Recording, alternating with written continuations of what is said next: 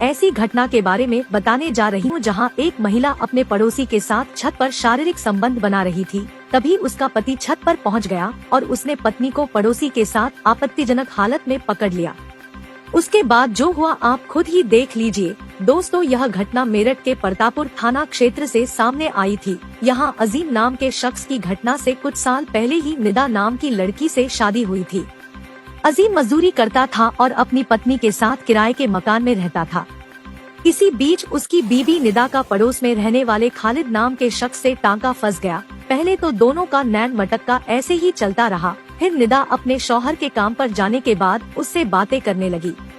समय के साथ साथ दोनों का प्यार भी परवान चढ़ता गया। अब तो पत्नी निदा ने सारी सीमाएं पार करते हुए अपने प्रेमी पड़ोसी को घर बुलाना शुरू कर दिया।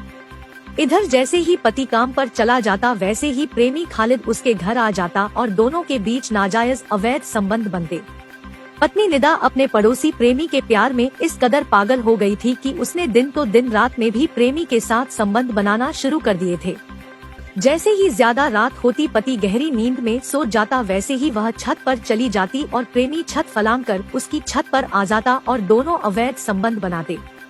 निदा इसी तरह अपने पति को धोखा देकर अपने प्रेमी के साथ रातें रंगीन कर रही थी। लेकिन दोस्तों, पाप का घड़ा एक न एक दिन फूटता ही है।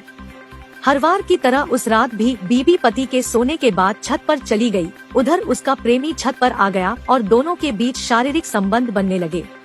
लेकिन उस रात पति की आँख खुल गई। पत्नी बिस्तर पर नहीं थी। काफी समय हो गया लेकिन पत्नी रूम में नहीं आई। उसके बाद वह उठा। उसने पत्नी को घर में देखना शुरू किया। दरवाजा भी अंदर से बंद था। उसके बाद वह छत पर गया लेकिन छत पर पहुंचते ही उसकी आंखें फटी की फटी रह गई। उसकी पत्नी पड़ोसी के साथ आपत्तिजनक हालत में थी।